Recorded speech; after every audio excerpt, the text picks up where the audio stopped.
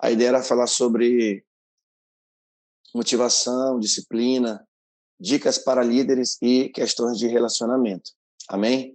Então nós vamos continuar nessa pegada aqui, e eu trouxe um tema hoje bem relevante para a nossa vida. Estive montando, terminei há pouco, né, de montar essa apresentação, um pouco correndo, mas deu tudo certo, né? Temos uma vida também um pouco corrida, né? Eu vi que entrou também nossa bispa, o pastor William. Sejam bem-vindos em nome de Jesus. Então nós vamos falar um pouquinho hoje, queridos, sobre o cuidado, né, com os pecados intocáveis na liderança. Então nossa intenção é falar sobre algumas situações que nós identificamos como pecado. Eu quero trazer algo mais esclarecedor para você no que diz a questão do pecado. E aí eu vou comentar mais no decorrer. E nós vamos identificar que alguns pecados que ainda existem em nossa vida, eles provavelmente vão prejudicar muito a nossa liderança, seja no ministério, seja na família e seja no trabalho. Eu coloquei aqui o símbolo da maçã e eu havia lido um tempo atrás eu li um artigo que falava sobre a história da maçã dentro da questão religiosa e a maçã dentro de outras culturas, né? É claro que na Bíblia, pela tradição judaica, o fruto que Adão e Eva comeram não foi a maçã. Isso aí foi um sincretismo que houve a partir do século XIII. E ali, na verdade, a tradição judaica diz que foi o figo, né? O fruto que foi comido por eles. Mas a partir do século XIII, como eu disse, a maçã ela entra como um símbolo do pecado, digamos assim, né? E aqui é só para fazer uma ilustração, né? E a maçã ela representa aí também um pouco. Ela tem, na verdade, a maçã ela tem, dentro das culturas religiosas, ela tem variadas facetas. Inclusive conta-se uma história que a maçã, né, a árvore, a macieira e o seu fruto, elas estavam ligados com aquilo que era poderoso, aquilo que gerava alegria, né? E tem outras conotações também, como ela trazia equilíbrio, né? As raízes onde nascia a maçã, ela trazia equilíbrio entre outros mundos, como, por exemplo, na mitologia alemã. E outros contos que contam de maçãs de ouro, né? Então, a partir do século XIII, devido a essa ligação com o fruto, acabou se integrando esse conceito dentro do cristianismo, né? Então, eu só estou trazendo essa curiosidade por conta da maçã que eu coloquei como ilustração aqui, tá bom? Glória a Deus. Vamos avançar aqui, então. Olha só. Você tem clareza do que é pecado? Minha primeira pergunta aqui, né? Você tem clareza? Vou ajeitar aqui um pouquinho. Você tem clareza do que é pecado? Eu percebo que os cristãos, eles perderam, os cristãos, né, perderam a consciência que ainda pecam. E por que eu quero trazer isso? Porque, assim, esse assunto, eu tenho percebido, né, como humilde pastor e estudante da palavra do Senhor, que ele não é levado tão a sério pelos cristãos e também por cada um de nós que ouve essa palavra. Eu pergunto para você, você tem essa consciência, né, que você ainda peca? Você lembra que quando você veio para Jesus, por que você veio para Jesus? Porque, como diz João 16, que o Espírito Santo nos trouxe consciência de pecado. Então, se você está ouvindo essa live e você tem consciência do pecado, você nasceu de novo.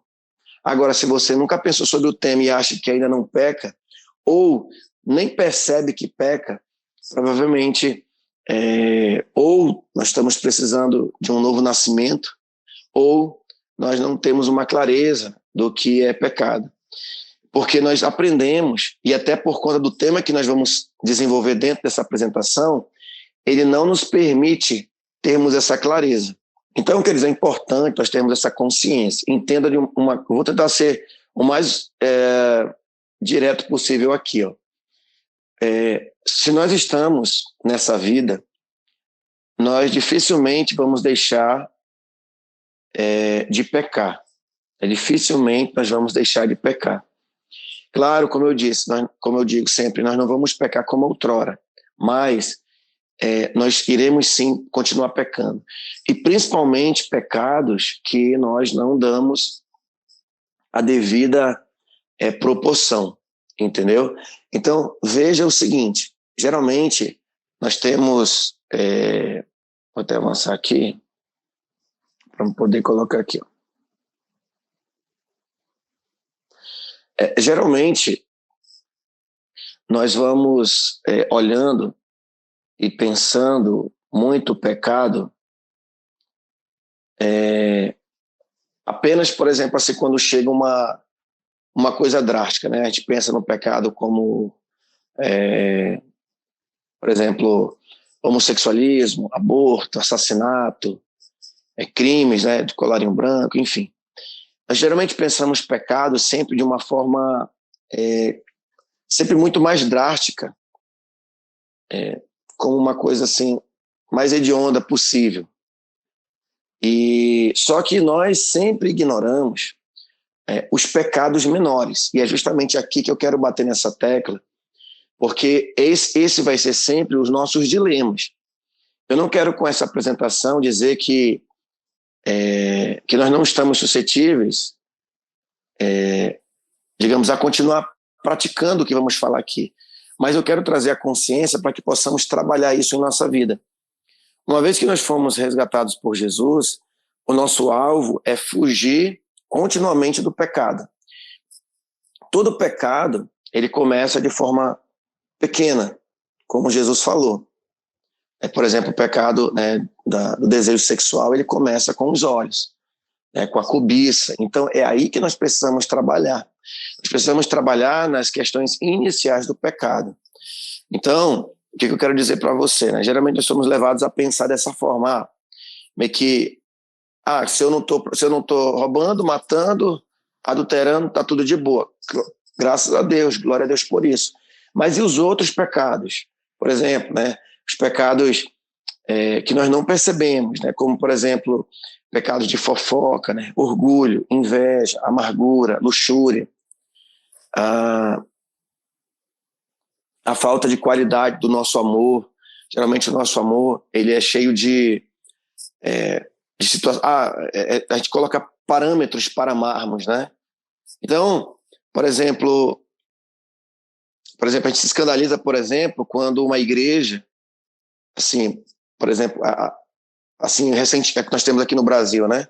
Nós temos a igreja contemporânea e a cidade de refúgio, onde um pastor é homossexual e uma pastora é lésbica, né? E ambos vivem com seus parceiros e parceiras, né?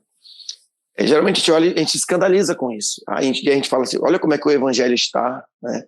Olha como que as pessoas estão fazendo com o evangelho, olha como é que está o mundo agora, o mundo está de perna pro ar. Claro, isso é verdade. Entretanto, nós esquecemos também de olhar os pequenos pecados que acontecem no seio da igreja e que comprometem drasticamente a boa convivência. Então, por exemplo,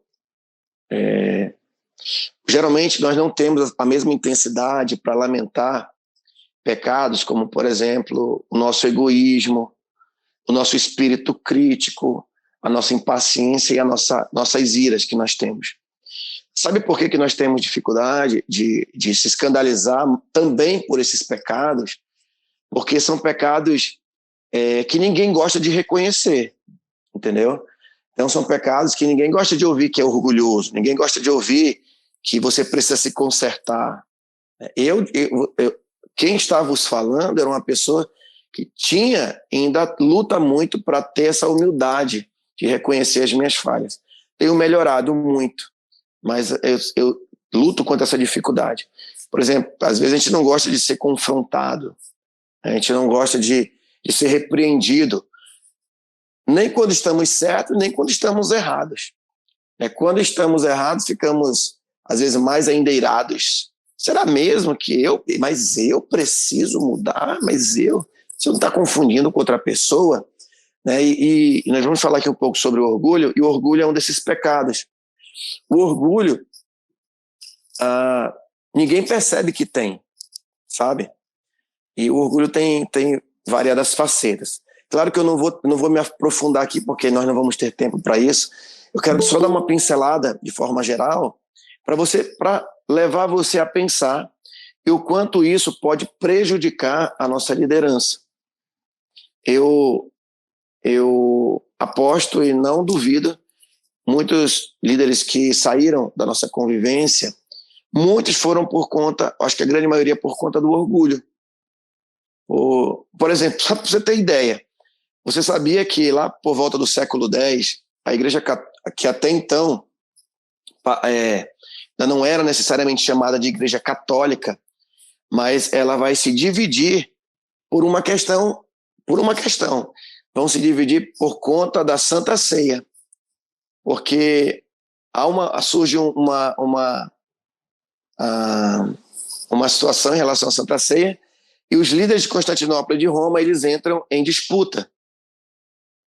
E por conta disso, de não quererem ceder, divide-se. E aí surge institucionalmente, realmente, o nome Igreja Católica Romana e a Igreja Ortodoxa, né, que lá não são papas, mas são os patriarcas. Então, as pessoas se dividem por questões de orgulho, por posições, por opinião. E você vê isso muito na política, né? Então, Tiago vai dizer em Tiago 2,10 que, pois qualquer um que guarda toda a lei, mas tropeça em um só, torna-se culpado de todos, né? Então, assim, o que eu quero dizer para você é que existem pecados, sim, em nossa vida, e eu quero trazer a você uma consciência que talvez você ainda não tivesse até hoje, ou tivesse de forma embaçada. Tá bom? Tranquilo, queridos? Vocês estão entendendo? Shalom, meu bispo Carlos, eu vi que entrou. Vi aí o pastor Aldenir. Glória a Deus, podemos avançar, né? Os pecados normalmente não resultam de fracassos em nossas tarefas, mas de um anseio interior de satisfazer nossos desejos. Então, como disse Tiago, né? Cada um é tentado quando atraído e seduzido por seu próprio desejo. Então, o pecado é uma coisa tão complicada dentro de nós que ele é sutil, você nem percebe. Certa feita eu conversei com uma pessoa que ainda já estava casada e tudo mais, tinha famílias, mas ainda sentia desejos sexuais, né, por outras mulheres, por exemplo. Mas eu senti sinceridade nele quando ele falou assim: olha, mas eu não quero fazer isso, mas quando eu dou por... eu começo a perceber, eu já estou olhando para outras mulheres de outra forma, e aí eu tento me corrigir. Aí ele falou: pastor, mas por que isso acontece? Aí eu li exatamente para ele Tiago 1,14, que diz: cada um é tentado e atraído e seduzido pelo seu próprio desejo. Mas ele falou assim: mas eu não quero desejar. Eu falei: você não quer, o seu espírito não quer, mas a sua carne quer. E é aí que entra a luta entre a carne e o espírito. É você compreender essa dinâmica. Então tudo que você vai na contramão é a carne, na sua sutileza, nos levando a pecar. Ele não chegou a adulterar, mas estava despertando o desejo, né? Então, isso aí é uma luta muito travada, né, que existe dentro de nós. Isso é só um exemplo, né? E a questão do orgulho e tantas outras coisas, né? Outra coisa, na hora a sedução daquele prazer momentâneo é mais forte do que o desejo de agradar a Deus. Pecado é pecado, mesmo os que classificam de pecados aceitáveis pelos santos. Aqueles que toleramos em nossa vida são graves pelos santos aos olhos de Deus. Então, assim, às vezes a pessoa é tão... Olha só como que entra o orgulho. A pessoa, ela fala assim: não, mas eu não fiz nada, não. Eu só pensei. Fulano é que é pecador, é fulano que é mais errado porque caiu. Só que essa atitude já é uma atitude vangloriosa. Já tem uma raiz de orgulho e de pecado aí, porque é como se você não tivesse suscetível ao pecado e o outro ainda sempre fosse mais pecador do que você. Outra coisa, o orgulho religioso, as atitudes críticas, os mexericos, as impaciências, a ira e até mesmo a ansiedade, como diz Filipenses 4:6. Tudo isso é coisa séria aos olhos de Deus. Então, olha como é que o pecado é. Ele tenta nos enganar que as coisas pequenas, Deus não está se importando. Nós falamos, inclusive acho que nosso diretor vai editar uma palavra que nós ministramos um sábado lá no culto de consagração, que é Deus se preocupa com as pequenas coisas. Então, você pode não atentar a isso, mas se você tiver uma leitura atenta das Escrituras, você vai perceber que Deus se preocupa com as pequenas coisas e Jesus também, quando ele fala, né? Ele fala, qualquer que disser ao seu irmão, ofendendo ele, já será digno do inferno de chamas. Então, você vê que o pecado sempre começa com coisas pequenas. Por exemplo, a queda de Adão e Eva foi comer um fruto. Então, é aí que esse que é o pulo do gato para a nossa vida. O Diácono Adriel, seja bem-vindo, filho. Esse é o pulo do gato, né, no modo de falar, claro, para a gente entender mais. O segredo para a gente entender essa dinâmica. Amém, queridos? Podemos avançar aqui? Então, como é que nós podemos... Eu estou fazendo só uma introdução para a gente entrar diretamente no tema, tá? Então, você fala assim, tá, apóstolo, entendi um pouco, entendi sobre o pecado, sei que o pecado é ruim, sei que o pecado é complicado, talvez eu estou pecando, talvez eu estou cometendo ainda pecados, talvez eu tenha pecados que eu vou perceber hoje que eu tinha, e como que eu posso lidar com o pecado? Não só você, mas todos nós que aqui estamos ouvindo. O primeiro é lidar com o pecado na dimensão do evangelho. Então, eu preciso entender que o pecado ele está ligado às pequenas coisas e eu preciso submeter a compreensão de que daquilo que o evangelho fala em relação à minha libertação, em relação ao pecado, né? Outro ponto, depender do poder capacitador do Espírito Santo. Por exemplo, aqui essa passagem de Romanos 8:13, ela é bem interessante, eu quero ler aqui para você. Tá? Romanos 8, versículo 13, que a palavra diz bem assim, ó. Romanos 8:13, aqui, olha só. Porque se viverdes de acordo com a carne, certamente morrereis. No entanto, se pelo Espírito fizerdes morrer os atos do corpo, vivereis. Então, olha que interessante, né? Nós precisamos depender do Espírito Santo para vencer essa força da nossa carne todos os dias. Por isso que nós precisamos ter uma vida de piedade. Nós não podemos ser passivos na nossa vida espiritual, e sim bastante ativos, sabendo o que nós precisamos fazer. Então, eu preciso depender do Espírito Santo e trazer à luz do Espírito Santo, no ponto 3, as nossas responsabilidades na luta contra o pecado. O Espírito Santo não vai fazer nada se eu também não me mover, entende? Então, eu preciso me mover à medida, como diz aqui Efésios 4:24, é aquele texto que fala, revestivos do novo homem, né? Despojai-vos do velho e revestidos do novo homem. Então, eu preciso tomar uma atitude, né, para lutar contra o pecado. E é onde isso tem a ver com a liderança? Tem tudo, porque é muito costumeiro nós vemos líderes ainda com velhas práticas, com coisas que não deveriam mais existir, ou pelo menos já estarem mais controladas, né? Então, quarto ponto, identificar áreas de atuação dos pecados aceitáveis. Por exemplo, qual é a área da minha vida que eu sou mais, digamos assim, suscetível a cair, eu sou mais fraco e aquilo que talvez eu nem perceba que eu estou cometendo. É importante, né? 1 Coríntios 11:31, é importante verificarmos isso. Aplicar os versos de cada um dos pecados sutis. Por exemplo, eu preciso aplicar, né, os versículos bíblicos àquilo que eu sou fraco. Por exemplo, a pessoa tem cobiça dos olhos, luta, tem desejo por mulheres, né, que a maioria dos homens isso acontece. Por exemplo, lá no Êxodo capítulo 20 fala, não cobiçarás a mulher do teu próximo. Isso aí é algo que tem que estar no coração do discípulo e do líder, mencionar isso várias e várias vezes. Outra coisa, quando Jó falou lá no livro de Jó, quando ele diz: fiz um pacto com os meus olhos para não pecar contra o Senhor, para não desejar nenhuma moça. Então, isso é um versículo que quem tem fraqueza em áreas específicas precisa identificar os versículos bíblicos e orar a palavra de Deus. Senhor, tua palavra diz isso, eu não vou fazer isso. Isso deve estar na mente da pessoa, né, do líder, do discípulo. Amém? Cultivar a prática da oração sobre os pecados que toleramos. Então, por exemplo, tem horas que você vai mencionar a palavra, mas mesmo assim você vai se sentir fraco. E você vai fazer o quê? Você vai somar isso à oração. Senhor, por exemplo, tem pessoas que têm síndrome do pânico, têm medos. As pessoas têm medo de morrer, tem solidão.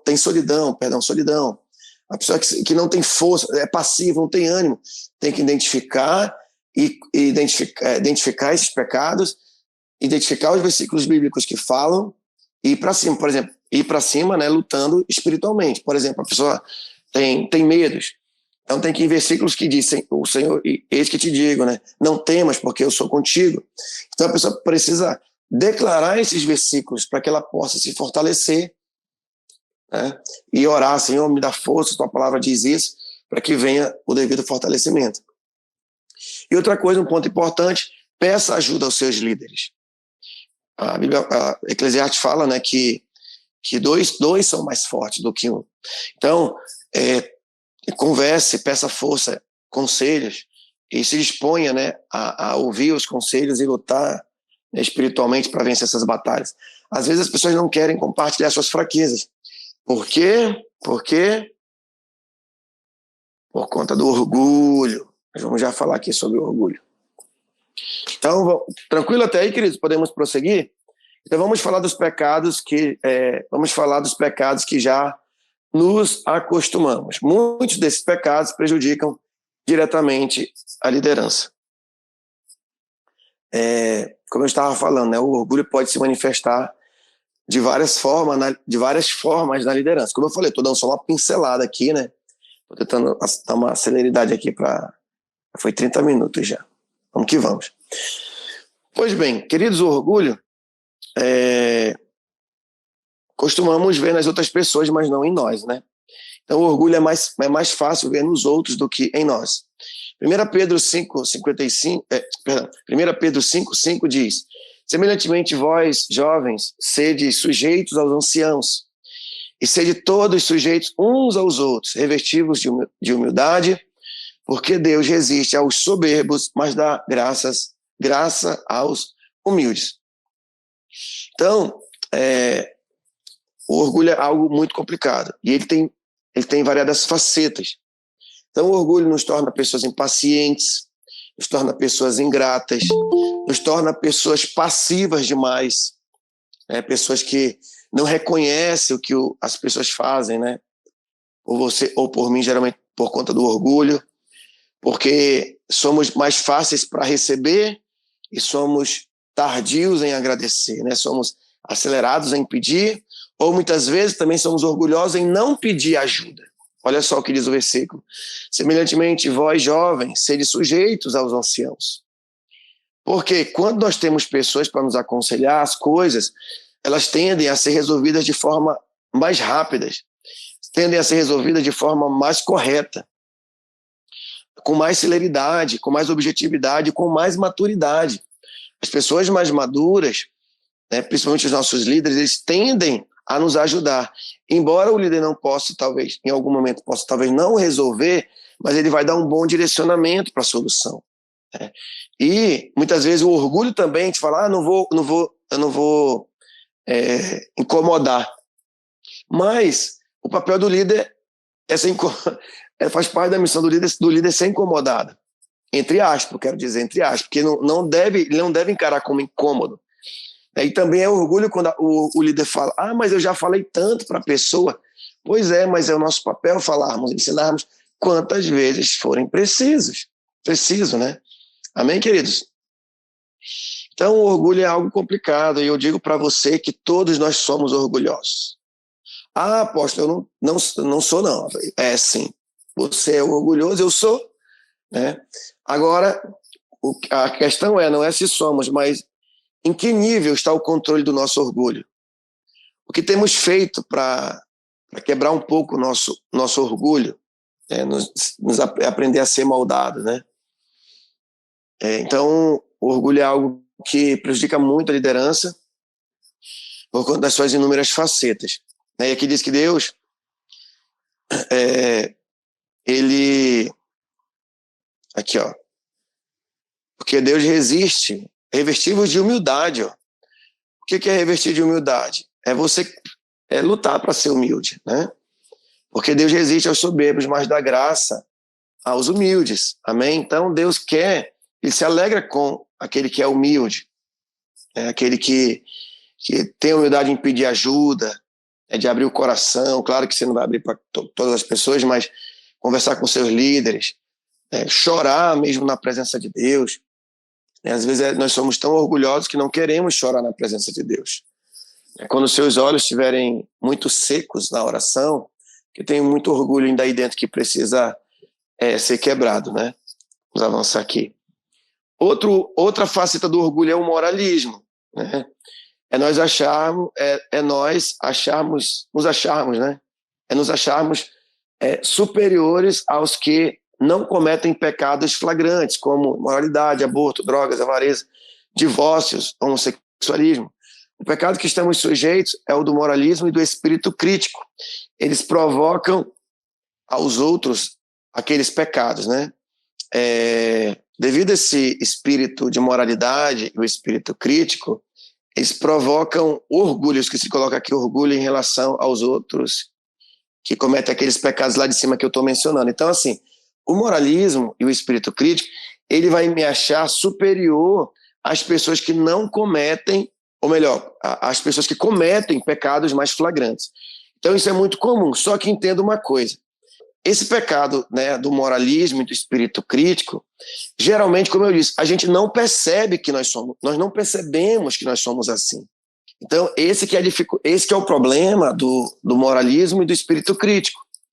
Nós sermos muito radical com os outros e muito sutil, muito liberais conosco, né, com nós mesmos. É complicado porque o moralismo ele é assim, né? Nós sempre achamos que os outros são sempre mais pecadores, o que os outros fizeram é sempre pior do que nós, o que o outro cometeu é inadmissível, é inaceitável. Então esse é o espírito moralista, o espírito crítico, ou seja, eu tenho uma facilidade de perceber que o outro é mais pecador do que eu. O outro é mais, mais assim, digamos assim, mais digno do inferno, digamos assim, e mais condenável do que eu. Não, meu pecado é menor. Talvez, como eu disse, nós não falamos isso, mas agimos dessa forma. Ou quando não agimos, temos dentro de nós esse sentimento. Temos uma vanglória interior. Apóstolo, mas então quer dizer que nós vamos ter que concordar com os pecados dos outros? Não é que nós vamos concordar com os pecados dos outros, mas também ter a humildade de que eu não sou melhor do que ninguém e trabalhar para que um dia aquelas pessoas venham, né, ao conhecimento. Talvez você pode confrontar em amor, talvez um pecado mais grave, mas não esquecer que nós podemos ser tomados por um espírito de moralidade, um espírito crítico. Esse espírito do moralismo, ele existia lá nos fariseus, nos tempos do Senhor Jesus, né? Então, aquela passagem clássica, né? Senhor, não sou como esse publicano, Senhor, eu faço isso, faço aquilo.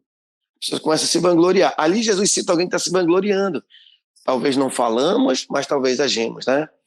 Então, Esdras 9:6 diz, olha, Esdras era um sacerdote, mas olha o que Esdras disse, né? E disse, meu Deus, estou confuso, envergonhado para levantar a ti a minha face, meu Deus, porque as nossas iniquidades se multiplicam sobre a nossa cabeça, que a nossa culpa tem crescido até os céus. Aqui Esdras tinha uma vida muito coerente como servo de Deus, mas mesmo assim, ele reconhecia as suas fraquezas e o pecado, né, da nação. Vamos avançar aqui. Orgulho da doutrina correta é a presunção de que as minhas crenças doutrinárias, sejam quais forem, são superiores que as dos outros. Então, lá nós temos uma situação em 1 Coríntios 8:1 que diz, Paulo diz assim, quanto à pergunta sobre comida sacrificada a ídolos, sabemos que todos temos conhecimento a este respeito. Contudo, o conhecimento traz orgulho, enquanto o amor fortalece. Então, às vezes, por nós estarmos na doutrina correta, ou termos um certo conhecimento bíblico, nós, sem percebermos, nos orgulhamos disso. Ao ponto de nós sermos intolerantes com o outro, não termos misericórdia do outro, falarmos de forma um pouco arrogante. Eu vou contar aqui um testemunho para vocês. Eu tenho um conhecido, muito, e ele é bem solicitado no meio da teologia no Brasil. Ele já esteve até naquele programa Vejam Só, mas não vou mencionar o nome. Ele é um grande apologista evangélico. Defende, né, como poucos a doutrina cristã, tem argumentos profundos, né, sobre várias doutrinas. E até hoje eu ouço, mas eu filtro algumas coisas. Quem ouve ele percebe de cara esse orgulho doutrinário que ele tem. Eu acho que ele está se policiando mais hoje, mas ele ainda tem um pouco, assim, muito forte essa questão do orgulho ainda.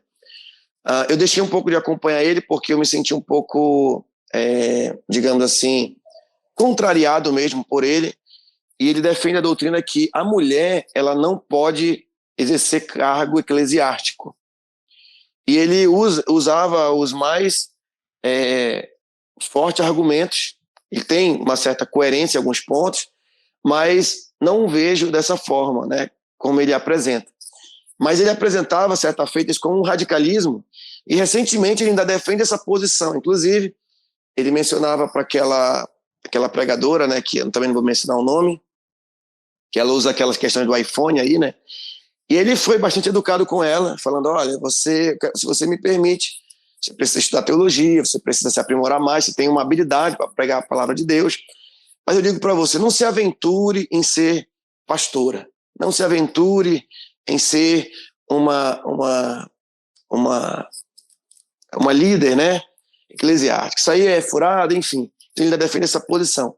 Mas você percebe, apesar de defender grandemente a doutrina, uma pessoa bastante... Ele não consegue ser um pouco empático, muito menos ter um pouco de alteridade, de entender alguns aspectos de outras denominações. Ele vê como se fosse uma grande heresia. Eu já não vejo dessa forma, até porque nós temos muitas dimensões na Bíblia de mulheres como líderes, e com a vinda do reino, todas são importantes. Por dois motivos eu defendo o ministério pastoral e o ministério feminino. Por dois motivos. O primeiro é que se a mulher ela pode servir de alguma forma na obra, por que não ela pode ter um cargo eclesiástico? E o segundo ponto é que existem coisas que o pastor não pode acompanhar uma irmã sozinho. Ele precisa ter uma pastora, uma líder na igreja que faça. E nada melhor que a sua esposa ou uma outra líder que seja levantado na igreja.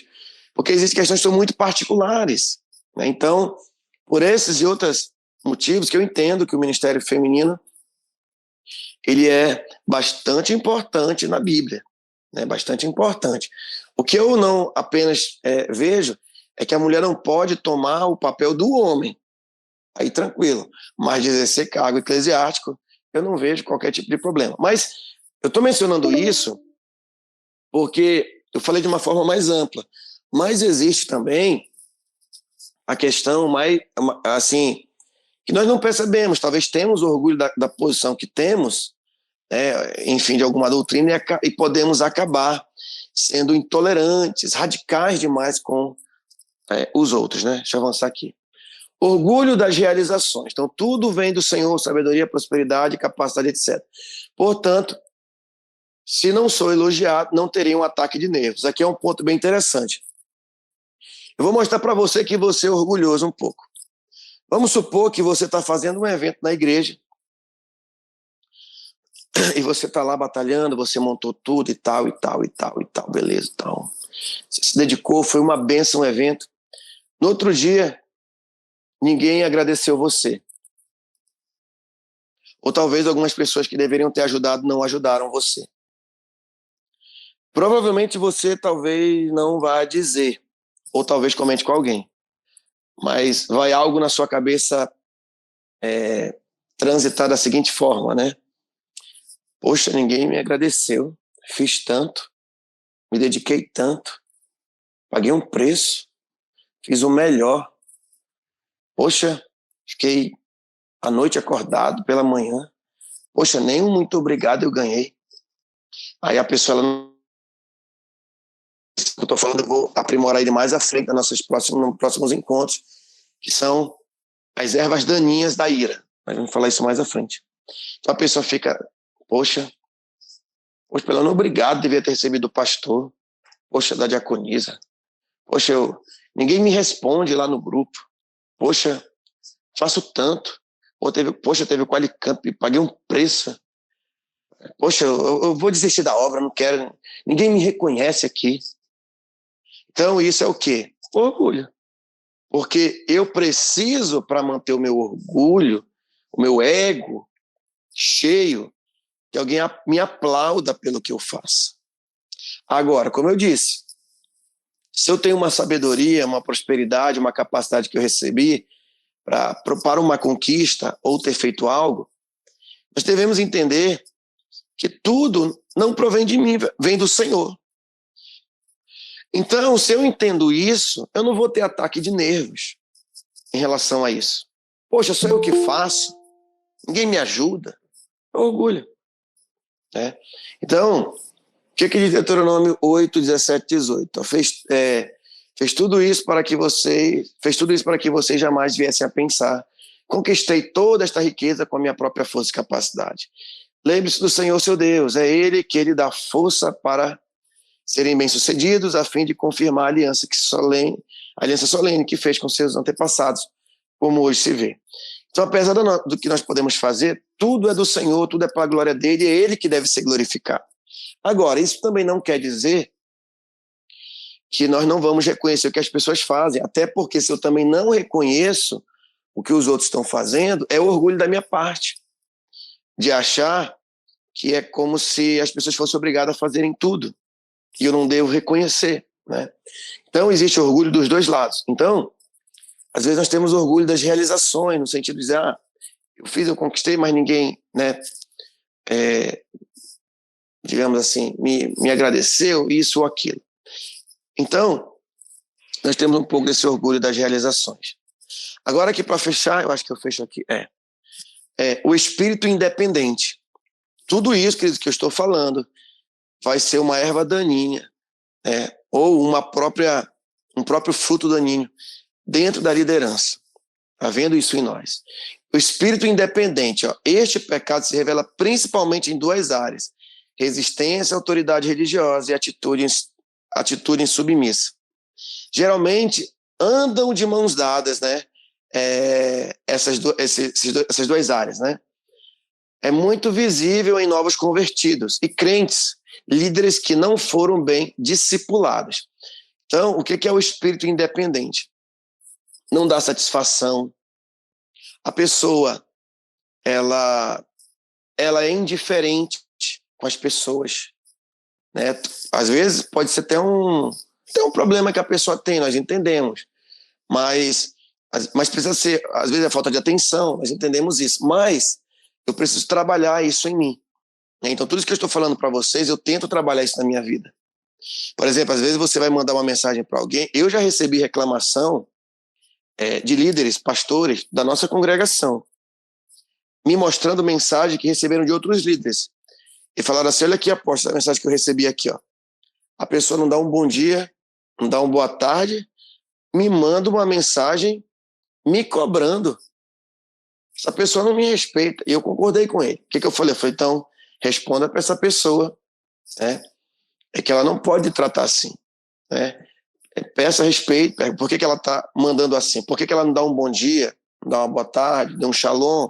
Tudo bem, meu pastor? Posso lhe fazer uma pergunta? É isso que deve existir no nosso coração. Não é simplesmente, e aí, tu fez?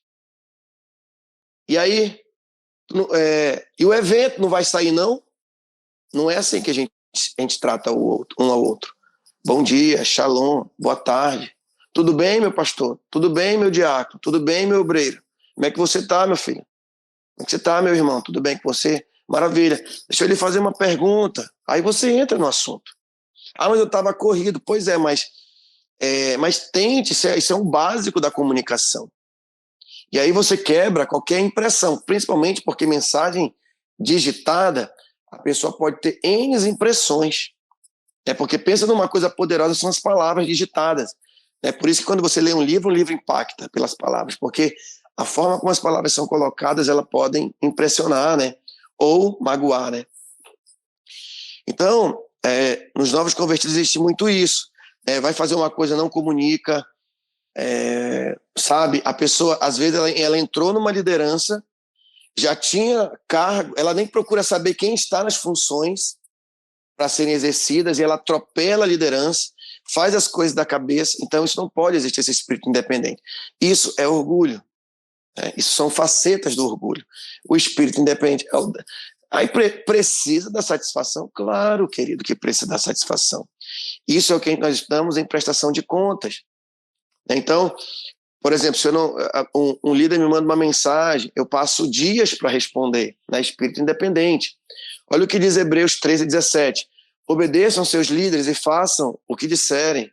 O trabalho deles é cuidar de sua alma. E disso prestarão contas.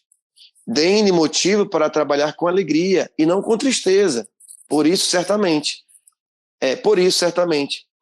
não beneficiaria vocês. Isaías 66:2 diz também: minhas mãos criaram os céus e a terra. Eles e tudo que neles há são meus. Eu, Senhor, falei: abençoarei os de coração humilde e oprimido, os que tremem diante da minha palavra. Então, uma coisa que nós podemos realmente, precisamos tirar, da nossa vida é o espírito independente. A pessoa sai da congregação, não comunica nem o pastor, A pessoa vai montar um NEF, não comunica o pastor, não pede a bênção. A pessoa, não querendo puxar saco, mas eu quero elogiar, eu gosto de elogiar algumas pessoas que eu vejo algumas atitudes, A nossa evangelista Neida tem uma atitude muito bonita que eu acho que ela sempre faz assim: quando ela vai orar por alguém, ela vai fazer uma visita, ela sempre: meu apóstolo, me libere uma palavra de bênção para mim debaixo da bênção. Ela manda mensagem pedindo. Eu acho isso muito bonito. Então, e eu aprendo com meus irmãos. Às vezes, poxa vida, eu talvez nunca fiz isso com os meus próprios líderes. E às vezes Deus usa alguém para nos ensinar. E às vezes a gente é muito assim acelerado, vai fazendo, então, assim, o espírito independente a gente precisa, realmente tratar sempre a nossa vida, para que nós possamos caminhar em alinhamento e em aliança. Tá bom, queridos? Então aqui eu falei demais já, mas eu acho que foi bastante proveitoso. Queria dar uma oportunidade rápida para quem queira falar, tá bom? Comentar rapidamente, nós temos 6 minutos e vai desligar. Tá bom? Me perdoe mesmo, acabei prolongando aqui e vamos falar mais, tá? Por hoje é só e continuamos na próxima mentoria, tá bom? Então, amém, queridos, vamos orar. Deus abençoe a todos nesse momento. Vamos orar. Pai, em nome de Jesus, obrigado, Senhor, pela tua palavra. Cada dia, Senhor, aquilo que derrubou os nossos pais lá no Éden, a cada dia nós possamos melhorar, que é o orgulho, a arrogância, a prepotência, que em tudo tenhamos a consciência de que é o Senhor que deve ser glorificado e exaltado em todas as coisas. Que o Senhor nos ajude nas nossas dificuldades, nossas fraquezas. Que o Senhor perdoe, Senhor, nossos comportamentos, nossas palavras, nossas atitudes. Que o Senhor, Pai, nos faça ser pessoas melhores a cada dia para a Tua glória e para o Teu louvor. Que o Senhor, meu Deus, nos ensine os Teus caminhos a cada dia, a cada momento, Senhor. Pai, que possamos avançar crescendo e formando os discípulos segundo o Teu coração, Pai. Pai, no nome de Jesus, queremos, Pai, Te glorificar, Te exaltar, Te bendizer, Senhor, porque Tu és bom e Tu és maravilhoso. Pai, que o Senhor possa, meu Pai, nos fazer líderes de excelência. Pai, que nós possamos multiplicar vidas, meu Pai. possamos multiplicar um caráter, meu Pai, que agrada o teu coração. Pai, muito obrigado, dá-nos uma noite de paz, uma noite de bênção, Pai, na tua presença. É o que nós te pedimos, te louvamos e te agradecemos, Pai. Em nome de Jesus, quem crê, diga amém, amém e amém.